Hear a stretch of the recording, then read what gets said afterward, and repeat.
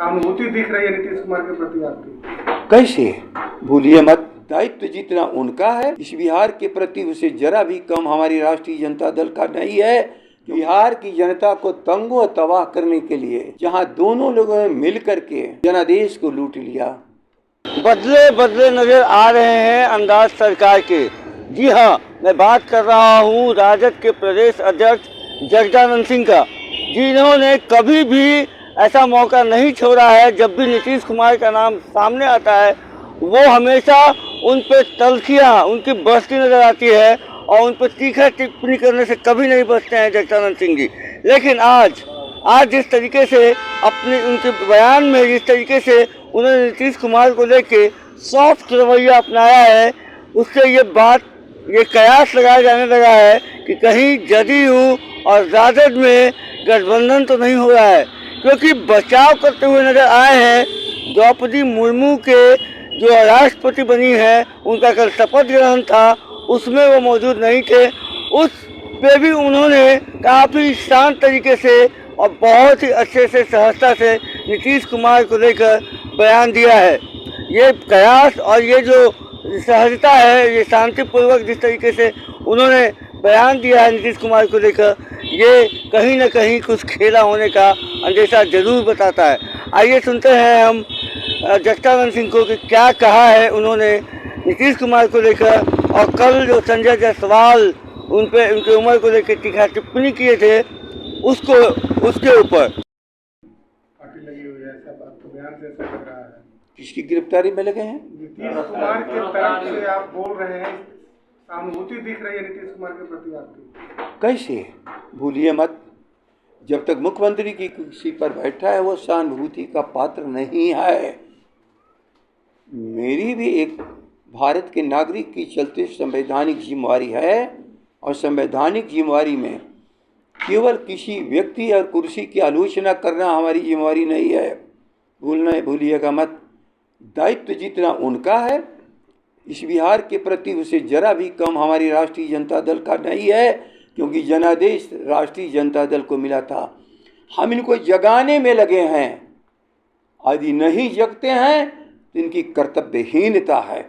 लेकिन यदि जग के 12.5 करोड़ आबादी के कष्टों को समझ लिया, खेत और खलिहान की रक्षा और भूख से बिलबिलाते इस बिहार की समस्या हल करने में लगे हैं, तो हमारी सहानुभूति के पात्र हैं।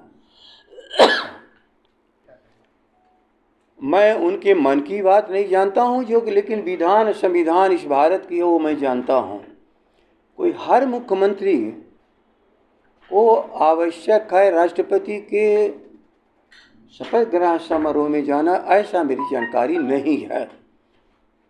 और आप लोग पूछ रहे हैं तो मैं ये भी नहीं समझ रहा हूँ कि क्या भारत के सभी मुख्यमंत्री राज्यों के गए हैं या नहीं। यदि सभी लोग गए नहीं हैं तो इसके औचित्य अनुचित की बात अकेले नहीं गए हैं तो नीतीश जी बुलाए हैं बताएंगे, और कई लोग नहीं गए हैं तो उसमें हो सकता है ये भी शामिल हो। लेकिन संविधान में कहीं नहीं लिखा है कि राष्ट्रपति के शपथ ग्रहण समारोह में हर मुख्यमंत्रियों की उपस्थिति आवश्यक है। ये मेरी जानकारी में नहीं है। यदि हुआ भी होगा तो संयोग के अवसर नहीं आए होंगे, चर्चा का विषय नहीं बना होगा, इसलिए हम लोग के भी चीज़ों दिमाग में नहीं है। नीतीश जी का जाना ना जाना, जाने अनजाने, कमज़ोर हो मजबूत हो, ठीक हो बेठीक हो, उनको भी तो 12.5 करोड़ आबादी की जिम्मेवारी है। बिहार सूखा से ग्रस्त है। हो सकता कि उनका मन में संवेदनशीलता के जो अंश बचे हैं वो बिहार की जनता को जो सूखा में पीड़ित हैं उनके प्रति अधिक उनकी जिम्मेवारी महसूस किए हों और ना गए हों। इसलिए मैं नहीं समझता हूँ इसमें कोई अन्यथा तराशने की चीज़ है। लेकिन सही कारण तो नीतीश जी ही बता सकते हैं। ये संभावना है, ये सुखाड़ परेशानी जो भी तत्काल है बिहार की, उसके लिए हो सकता है पीने का पानी नहीं, खेत सूख रहे हैं। पहली बार इतिहास में शायद वो बंगाल और बिहार का सूखा का हम लोग के पास नहीं है कि कैसा था, लेकिन 67 से 20 गुना बड़ा सूखा है। 67 के सूखे के हम गवाह हैं। कि उसमें जा कर के बाद में फसल की मैच्योरिटी पीरियड में जब अच्छी पौधे लग गए थे तब सूखा हुआ था और उसमें बहुत फसल लोग बचाए। आज के दिन उससे भी भयानक सूखा। एक तरफ प्रकृति के खिलाफ इस 12.5 करोड़ 13 करोड़ जनता की भूख की लड़ाई, और ऐसे में किसी जलसे में केवल मुख्यमंत्री न जाएं, जहां संवैधानिक जिम्मेवारी हो तो वो संविधान के खिलाफ तो नहीं ही जा सकते हैं। लेकिन क्यों नहीं जा रहे हैं? और जब उस पद को भाजपा अपनी प्रतीक बना लेगी, वह संविधान की प्रतीक हैं, भारत के कॉन्स्टिट्यूशन के रक्षक हैं। भारत जनता का एक सिंबल जहाँ जा कर के एक समेकित हो जाता है, न्यायपालिका, कार्यपालिका, सारी विधायिका सब, तो उस पद का नाम है राष्ट्रपति। इसलिए इसे भारतीय जनता पार्टी ने केवल अपना एक सिंबल बनाने का प्रयास किया है। यही कहा था तेजस्वी ने, वरना उस पद की मर्यादा के खिलाफ आज ये राष्ट्रपति हैं और संविधानिक के पद पर हैं। हम सब उनका आदर करते हैं, तेजस्वी भी आदर करते हैं, राष्ट्रीय जनता दल आदर करता है, भारत की सारी करोड़ों जनता आदर करती है। सवाल ही नहीं है। अब बैठने के पहले यदि भाजपा बनोगे तो हम अस्वीकार करेंगे, बैठने के बाद राष्ट्र के प्रतिनिधित्व करोगे।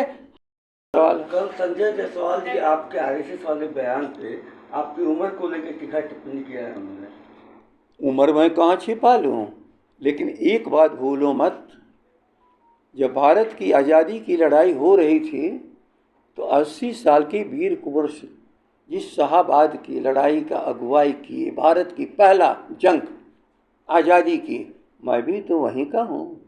जिस भारत को उन्माद के तहत ख़त्म करना चाहते हैं, तो एक शाहाबादी की 80 साल की उम्र जगदानंद की भले हो, इस जंग के मैदान में सामने खड़ा है सबसे।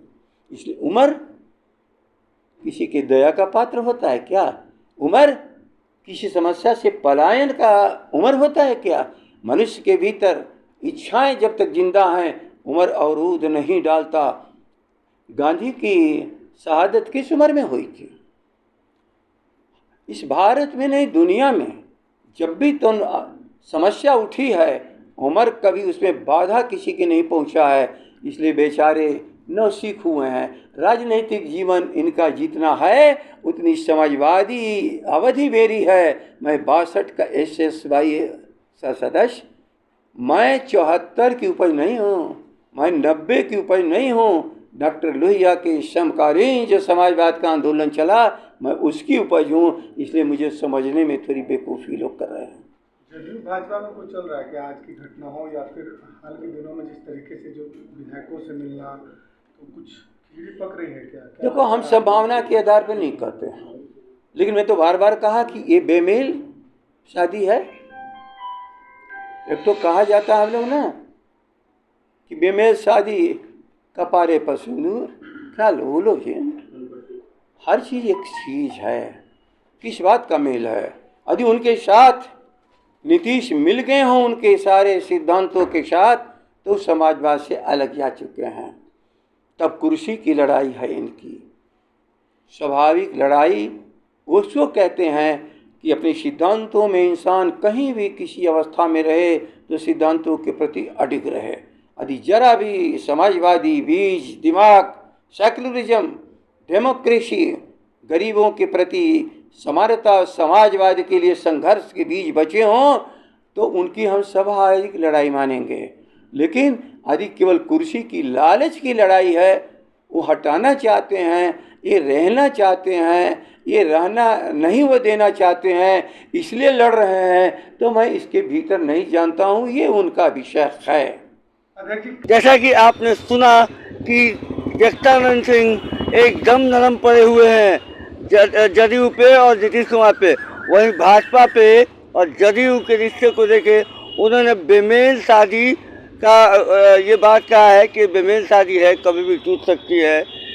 बहरहाल अब बने रहिएगा आगे की खबरों के लिए। प्रेस जागरण के साथ मैं कुंदन कुमार, तब तक के लिए धन्यवाद।